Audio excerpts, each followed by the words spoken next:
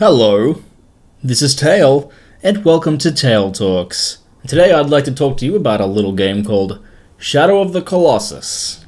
Alright, so Shadow of the Colossus was a game developed by Team Ico, and it was published by Sony in 2005 for the PlayStation 2, and it was re-released again alongside Ico on the PlayStation 3 as a HD re-release, and that is the version that I'll be talking about here. The reason for this is Shadow of the Colossus is a game I've been wanting to play pretty much since it came out. And I never actually owned a PlayStation 2, I know, which is crazy, so I never got to play it initially when it was released. But a few months ago, once I moved to Canada here, I actually managed to pick up a copy of the Ico and Shadow of the Colossus Remastered Collection for a good price, and so it was finally time for me to experience this game, which really has years of hype behind it just because of things that I've heard other people talking about. So, what did I think of it? The game immediately spoke to me. The game's aesthetic and its atmosphere, its visuals, just like from the very first frame of the very first cutscene, I was sold on this world. Team Ico has they have a gift as far as art direction and aesthetic goes that not a lot of game developers have, and it's weird being able to say that when they've only released 2 games, but they're both so incredibly strong in that area. Both on a technical level with the tricks they're using like bloom lighting and things like that, but also just in terms of pure aesthetic and art direction, they're really up there, and they're quite peerless in that regard. So once again, Shadow of the Colossus, just like Ico did, that was the very first thing I noticed, and immediately I knew enjoy this experience. My real question was I going to enjoy it more than Ico, which was a game that I really appreciated but didn't love. The game has a lot more music in it, and the music is absolutely fantastic, but Ico is very minimalist in terms of the musical side of the audio. Shadow of the Colossus has just one of the most beautiful and touching scores, I think, of any game that I can remember playing, and as that was swelling up alongside these characters with this sort of washed out look, I guess, which is due to the bloom lighting and things like that, it was just, yeah, it's a special game in that regard, and I can't really think of anything since that's really come close to creating the same sense of visual wonder for me that Shadow of the Colossus had when I first opened that up a couple of weeks ago. And it's weird being able to say that about a game that came out in 2000. I mean, this game is nearly 10 years old, and despite the obviously low polygon character models and slightly lower res textures, there's just the game's above that. And I think that's probably one of the most amazing things about it, at least at first glance. Something else the engine does, and this is really surprising for a PlayStation 2 game, is it has a massive sense of scale. And I'm not just talking about the Colossus. Scale is a word I throw around in these videos a lot. I'm obsessed with scale in video games in a lot of ways. I feel like Shadow of the Colossus' world is actually really impressive. It does have some drawbacks, which I'll get into later on, but really the size of it and the layout I find really interesting. Sometimes frustrating, but yeah, just the scale of exploring this place, and the way the game opens too, like the first few Colossus are actually really nearby to where you get your mission objectives, we'll say, for the sake of argument, and the game really opens up from there. That's not to say that you can't access all of it from the beginning, because you can, but just the scale of the world that you're in, the environment that you're in, and that makes the Colossus that much more impressive in a lot of ways. So along with those visuals, it's that sense of scale as soon as you walk out of that temple for the first time that's really like, whew, okay, this is different, this is special. Likewise, there's a lot of small things in the game, like really tiny touches, which is something that a lot of developers put tiny touches into their game, but there's something about the way the Team Ico put in these little subtle things. There are things like every time you defeat a Colossus, you have an extra shadow looming over you when you come back from the temple, and a more subtle touch that I picked up on was the fact that every time that you kill a Colossus, that there's a little dove that shows up next to the girl that you're supposed to be saving or bringing back to life. And you'll notice that I won't actually talk about the story in this game because I don't know that there's any reason to. I mean, it's a very simple concept. It's incredibly minimalist, and really I wouldn't say that it's unimportant, but it's all so ambiguous that talking about it feels like it's doing it a disservice. And really, the story itself is something that is going to be different things to different people. So I'd rather not touch on it. And I think that's another actually interesting aspect about it too, which I guess Ico also had that sense of ambiguity. But it's these small touches around this world that kind of, despite not having an overly exposition-heavy narrative at all, it still manages to say a lot without saying anything at all. And I think that's these little touches, like the doves appearing around the good girl that you're trying to resurrect and things like that, that really sell that, or at least they did to me. And likewise, the game made me feel things. It's definitely not the first game to make me feel something, but I can't think of many games that made me feel both triumph or bittersweet or even kind of sad for doing the same thing over and over again. Each time I defeated a Colossus, each Colossus is very different and behaves very differently. Some are completely docile and you feel bad when you kill them because they're not particularly aggressive or anything. They're just doing their thing, and then taking them down feels kind of like you've done the wrong thing. Of course, there are other Colossi which are very aggressive, and taking them down really feels like an accomplishment. So the game does this really awesome balancing act where it manages to make you, and I know it's going to be different for every person as well, which is something else that's really special, but each Colossi gave me like a different reaction. I felt differently about how I went about actually killing this giant thing, whether it was being graceful or what. And I think that is something that I can't really think of a lot of games that have done for me personally. Perhaps you can let me know some games that have made you feel different things throughout the experience in the comments below, but for me personally, this game really did it in a way that I personally hadn't experienced. So in terms of actual game mechanics, Shadow of the Colossus is a very different game to Ico.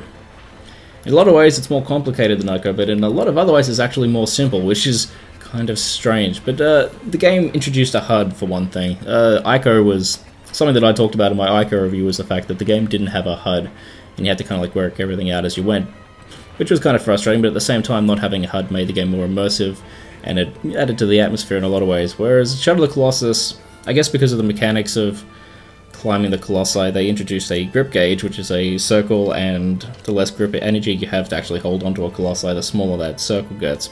And there's obviously a health gauge as well.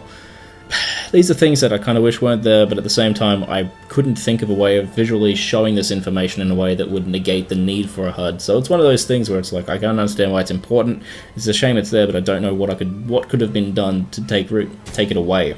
So that's a bit of a catch-22 there, but it certainly doesn't break the experience, and the game's kind enough to actually fade the HUD away when you don't need it, which is a really, really nice touch, and I'm glad it's not there all the time, because you don't need it there when you're just riding out over the environment and things like that. So that was a really, really nice subtle touch that they put in there. It's something that a lot of people obviously aren't going to really even notice, but it's just something that seems to fly in the face of the minimalism that Team Ico are known for. Also, the main character feels a lot more natural to control than Ico did. I thought Ico felt okay, but he felt a little bit loose, a little bit clunky. The combat certainly wasn't all that fantastic, but Shadow of the Colossus really improves on the control of the main character by a significant amount. It feels much more tight, much more controlled. I do feel much more in control of the main character in Shadow of the Colossus. And I guess that's obviously important, because if you're going to be climbing these things and doing all these acrobatics and things like that, you need to have good control of the character, and obviously they knew that, so that's what they did. But yeah, it's just a massive step up from Ico. I don't know that Ico needed to control as well as this guy obviously did. Ico wasn't holding on to living creatures which were moving around, and I'm not even going to get started on the technology that went into letting you climb on the Colossus and things like that, because it boggles my mind, and there's plenty of other videos out there which are much more well informed than I am, but you can watch to find out how all that was done. But everything just feels a lot more organic, I would say, than Ico. Speaking of the Colossi though, they're really the stars of the game, and honestly some of these fights are really exhilarating and were some of the most exciting gaming experiences I've had in quite some time. It's weird owning an Xbox One and having access to some of the latest and greatest games, but finding this game that was originally released in 2005 to be more exciting a lot of the time than anything that those games were offering me. Yeah, gaming, it's an interesting thing. Of course, everyone's going to have their own favourites in terms of which one Colossi was their favourite and which one they found the most exciting. Personally, for me, it was the 5th Colossus. The 5th Colossus, of course, is this giant bird, and when you grab onto it, you're basically hanging on for your life while it's flying through the clouds and there's rain in your face, and it was one of the most exciting and exhilarating things I can remember doing in a video game in a long time, and it was like a genuine rush. And I can't say I really got that rush from any of the other Colossi, but I don't think they were supposed to give you that rush. There's just something about the sense of speed and everything you get from that 5th Colossi, which is it's absolutely fantastic, and can't really think of anything else that was quite like it. Of course, there are other Colossus I enjoyed as well, but really it was the 5th Colossus that I think that I'm always going to remember. In terms of the layout of the Colossus, another really interesting thing about it is most games work in a linear path of difficulty. You start off easy and you work your way up to the harder stuff. Shadow of the Colossus throws that out the window, which I think is fantastic. All the Colossi are different sizes, and they don't go from the smallest to the biggest. And likewise, a lot of the earlier ones, while they're quite docile, they do throw in a couple of more aggressive ones just randomly here and there to kind of spice things up. And there's a real sense of organicness, maybe, to the way that the Colossi that you fight, the order that you fight them in, unfolds.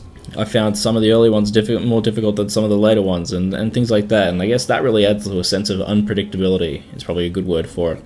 A lot of games can do that. A lot of games, you know the beats as you're playing through it. You know what's going to come next, and you can feel how it's going. Shadow of the Colossus, on your first playthrough at least, really keeps you guessing in that regard. I think that's really, really amazing. And it flies in a lot of the faces of game design convention that we've become used to over all these years. Something I did pick up on in terms of the Order of the Colossus, though, was a lot of the later ones felt a lot more puzzle-heavy. So they weren't necessarily harder, but there was a lot more involved in taking them down, and they played out a lot more puzzles. A lot of the early ones do feel like it's a simple matter of trigger this event to get onto the Colossus to give it a good stab. But a lot of the later ones, there were actually quite a lot of steps involved in getting to them. And I certainly don't think that's a bad thing. I thought that was quite interesting, but I kind of wish that there was a little bit more variation in the puzzle, in terms of having some of the puzzle-heavy ones a little earlier on in the game. And I can understand why they were left to the end, but at the same time, that's my one little gripe, and something that I would have maybe appreciated a little bit. So along with the Colossi, which are just absolutely phenomenal in terms of art design and everything, I have nothing but positive things to say about the fact that they pull these creatures off. The only other real creature that you'll find in the game is Aggro, who is your horse that you ride around on. He's this game's opponent in a lot of ways. Aggro, I could see what they were doing with Aggro. He handles like a horse should. I've ridden horses before. I grew up in a rural area. I haven't ridden that many horses, but I have ridden them. And it feels, Aggro does feel like that. You get that sense of your character pulling on the reins and then Aggro turning. It's not it's not like you become Aggro, like say in The Legend of Zelda. Once you hop on a pony, you're essentially controlling a pony, you're not controlling Link. In Shadow of the Colossus, you control the character still controlling Aggro, so there's that sense of delay when you're moving Aggro around and trying to direct him, which I very much appreciated, but there's all these little objects in the environment, like little rocks and things like that, and if Aggro hits them, he just stops, and it really, really breaks the flow of the game for me in a lot of ways, and I found that like really frustrating. And it's funny too, because last night the Video Game Awards were on, and Zelda and Nintendo were showing off the new Zelda game, and they're like, yeah, horses don't run into things, they're not stupid. So opponent, if you're like running towards something and there's a tree in the way, he'll sort of just like duck to the side, which is what a horse would do. And I'm just thinking about this game now, I'm like, I really wish that that feature was in Shadow of the Colossus, because it kind of feels like that's all that Aggro is missing. It's great that Aggro feels and controls like a real horse, but he doesn't act like a real horse at times, which is kind of a bummer. That's a really, really small gripe though. Speaking of small gripes, that's really the only sort of gripes I have with this game. It's there's really not a whole lot for me to particularly complain about, but there are a few times where I did get a little bit annoyed with some of the aspects of it. One of them is the way that the demon, I've forgotten his name, he's the guy who sends you out on the quest to kill each Colossus. If you're struggling to work out how to kill a Colossus, he knows, and he'll just repeat the same little piece of advice over and over again. It'd be nice if he had 2 or 3 different hints as to taking down the Colossi instead of just saying the same hint over and over again, which makes you feel like a fucking idiot. Like, yeah, okay, if your information didn't help me the first time, it's probably not going to help me the second or third or fifth time that you've told me the exact same thing. Most of the Colossi are pretty easy to work out how to take them down, but there were a couple times when I did get stumped, and it was just like, I wanted him to shut up, but he wouldn't. And that kind of annoyed me. It made the situation worse. Likewise, as I was saying, that the overworld, the sense of scale in the overworld is really impressive, but at the same time it's very barren, and which is quite deliberate, and I'm okay with that. But sometimes navigating it I found to be a little bit awkward. There are a lot of areas where you have to go you lift up your sword in the air and that shoots out a beam of light and you follow that. But it's a very, very vague direction, and I know it's to give you that sense of exploration, but there are some areas where you have to run up around the back and then back up and around, and the sword doesn't tell you that. It tells you go in this direction, and you end up having to overshoot it and come back around. And there's a few areas like that which I didn't think necessarily worked well with the actual using the beam of light from the sword to guide yourself. I don't know if other people have experienced that or if it bothered other people, but I stopped feeling like I was exploring and I started feeling like I was just getting confused or doing things wrong. I thought I was going the wrong direction when I was actually going the right direction, is probably the best way of putting it. It was once again a small thing, and I never got stuck for more than 10 minutes, but it was something that kind of broke the flow of the game for me personally. Likewise, the camera sometimes gets stuck in the environment in the Colossi. I know this is a problem with a lot of games, and Ico solved this problem by basically taking the control of the camera away from you. Shadow of the Colossus, I can't do that. It's a very dynamic game. That's not really something that they'd be able to do. But it is something that's worth noting, and there were a few times that I got some cheap hits because the camera got lodged in a wall or something like that. So that is something that's worth being aware of. Try to stay in the more open areas where you can, because the camera is fine when you're in the open, but as soon as you're up against a wall or in a tight space, it can get a little bit wonky. Overall though, Shadow of the Colossus, a game I've been hearing nothing but fantastic things about for 9 whole years. Was it worth the wait? For me it was. I know I have friends, some of them might actually be watching this now, hello Carlos if you are, that appreciated the game but didn't enjoy it, which is how I felt about Ico. But for me personally, I really did enjoy Shadow of the Colossus. I found it infinitely more enjoyable than Ico. It made me feel things that I hadn't really felt in a lot of games before, certainly not in console games. It's a game with a lot of soul and a lot of heart, and soul and heart aren't enough to make a game great on its own, but with the solid mechanics, the aesthetic, just everything in this game just comes together. And for me personally, I can easily recommend it's easily one of the greatest games I've ever played, and it's something that I'm eagerly looking forward to playing through again. But I can also understand how there will be certain people who just the game doesn't sit well with, or doesn't blow them away, perhaps is a better way of putting it. I do, however, believe that Shadow of the Colossus is a game that every gamer should play at some point, and there's no reason not to, especially now that it's available on the PlayStation 3 in glorious HD without any of the frame rate issues that the PlayStation 2 version was notorious for. What are your thoughts on Shadow of the Colossus? Let me know in the comments below, I would love to hear. Thank you for tuning in to Tael Talks. I'll join you again next week for another game of some description, but until then, have a good one.